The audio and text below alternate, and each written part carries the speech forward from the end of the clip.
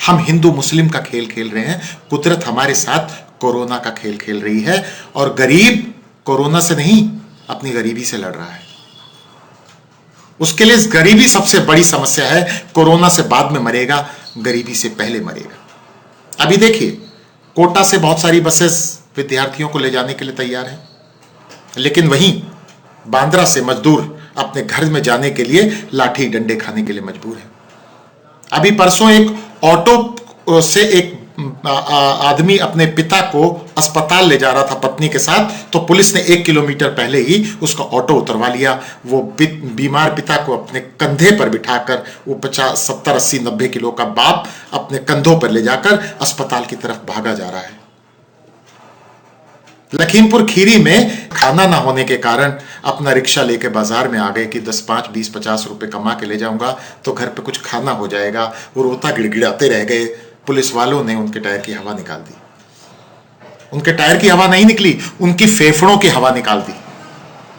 ये कैसी संवेदनहीनता है, या कैसे संवेदनहीन समाज में हम लोग रहते हैं।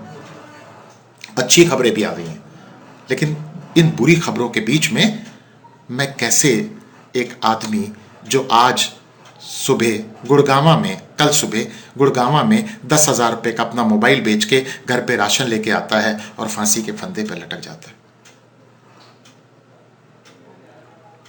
हम सोचने के लिए मजबूर हो जाते हैं हम किस समाज में रहते हैं। और ऐसे में इस देश में जब आग लगाई जा रही है, मैं बार बार इस बात को कहता हूं कि आप पिछली बातों को भूलिए। हिंदू या मुस्लिम के एहसासात को मत छेड़िए, अपनी कुर्सी के लिए जज्बात को मत छेड़िए।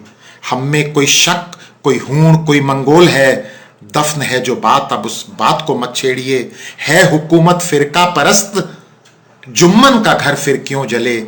ऐसे नाजुक वक्त में हालात को मत छेड़िए। हैं कहां हिटलर, हलाकू, जार या चंगेज खां, मिट गए सब कौम की औकात को मत छेड़िए। छेड़िए एक जंग मिलजुल कर गरीबी के खिलाफ, दोस्त मेरे मजहबी नगमात को मत छेड़िए। बाद में शासन करके गए होंगे मुगल, लेकिन ये जुम्मन मियां मुगल थोड़ी हैं। सत्ता की लड़ाई थी, सत्ता के लिए लड़ाई थी या सत्ता के खिलाफ लड़ाई थी। मुगल सत्ताधीशों से किसी की लड़ाई थी। आप उसको जुम्मन की लड़ाई में क्यों तब्दील कर देना चाहते हैं? आप उसमें शमशेर भाई की लड़ाई को क्यों शामिल कर देना चाहते हैं? वो बक्से बनाते हैं, वो मैकेनिक हैं, वो पंचर बनाते हैं, वो कोई और काम धंधा करते हैं, वो मकान बनाते हैं, वो काम करते हैं। हमारे देश के महत्वपूर्ण नागरिक हैं। आज़ादी की लड़ाई में हिंदू और मुस्लिम ने बराबर की शिरकत की थी। आबादी के हिसाब से तो मुसलमानों ने ज्यादा शिरकत की थी। वे ना होते तो 1857 ना होता। तो देवी प्रसाद मिश्र की कविता में बहुत खूबसूरत बात है कि वे थे तो चचा हसन थे, वे थे तो पतंगों से रंगीन होते आसमान थे, वे मुसलमान थे। हमारे साथ सदियों की उनके साथ सांस्कृतिक एकता रही है। मुगल आए तो हमारी सामाजिक, हमारी संस्कृति को समृद्ध किया, हमारी सिलाई को समृद्ध किया, हमारी पाक कला को समृद्ध किया, हमारी स्थापत्य कला को समृद्ध किया। आज की तारीख में भी मुस्लिम सारे हुनर के काम करते हैं, इस देश को रचने का काम करते हैं। होंगे वो जहालत में डूबे हुए, उनको जहालत से बाहर निकालिए ना। बोलिए ना सच्चर कमेटी की रिपोर्ट्स, जो उनकी सिफारिशें हैं सच्चर कमीशन की, उसको लागू करने के लिए किसी सरकार ने क्यों प्रयत्न नहीं किया। आदम गोंडवी की एक और पंक्ति बहुत अच्छी लगती है कि गर चंद तवारीखी तहरीर बदल दोगे, क्या इससे किसी कौम की तकदीर बदल दोगे। जायज से हिंदी की दरिया जो बह के आई, मोड़ोगे उसकी धारा या नीर बदल दोगे।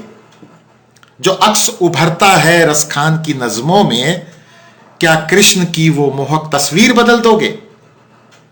तारीख बताती है तुम भी तो लुटेरे हो, क्या द्रविड़ों से छीनी जागीर बदल दोगे।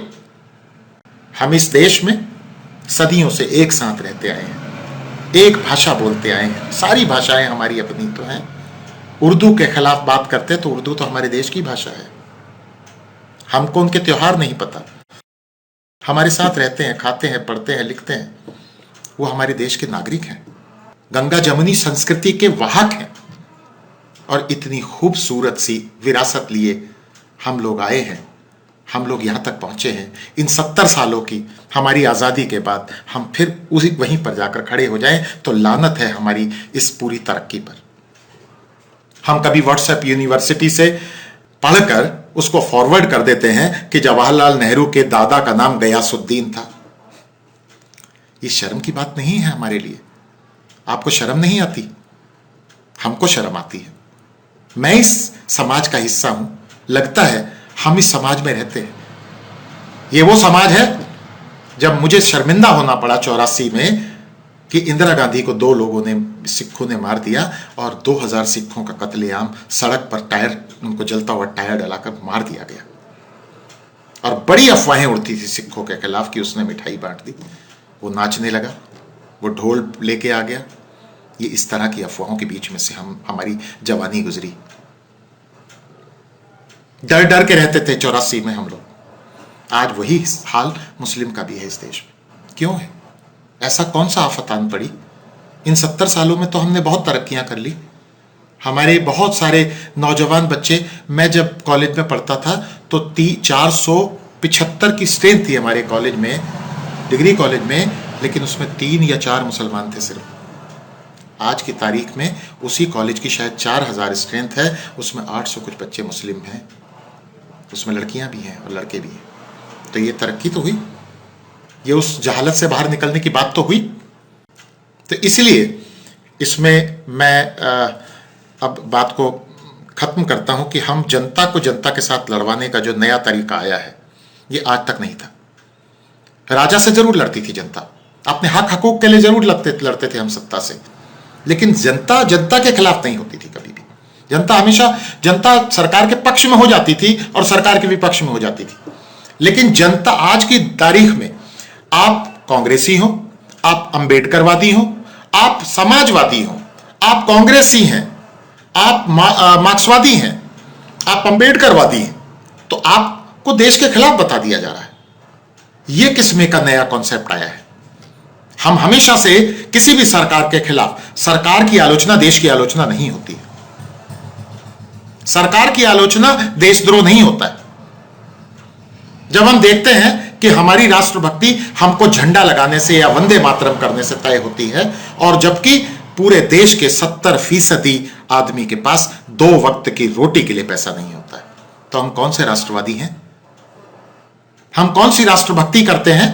हमारी राष्ट्रभक्ति उन 70% लोगों के साथ अब जब नहीं है खड़ी, तो हम कौन से राष्ट्र की बात करते हैं?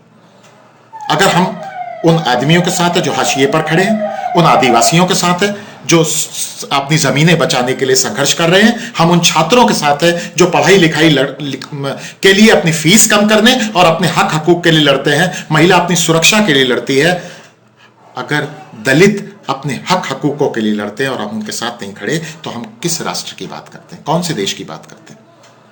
हम राष्ट्रभक्त तभी होते हैं जब इन 80% लोगों के साथ हम खड़े हैं।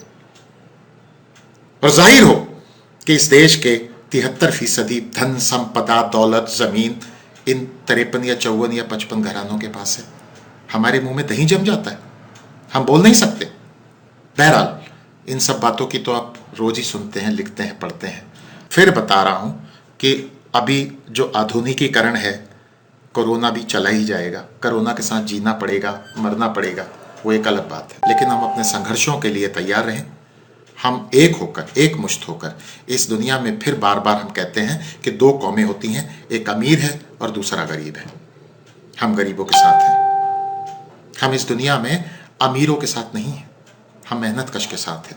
हम दुनिया के हर हिस्से को, हर देश को, जहां पर भी इंसान रहते हैं, जहां पर मेहनत कश रहता है, उसको जिंदाबाद बोलते हैं। किसी भी देश की जनता जिंदाबाद, और किसी भी देश के हुक्मरान जो पूंजीपतियों के साथ खड़े हैं और गरीबों के साथ खड़े नहीं हैं, वो मुर्दाबाद, हमेशा मुर्दाबाद। तो दोस्तों, फिर कभी आपसे दोबारा मुलाकात होगी। इतना बहुत, धन्यवाद, सलाम।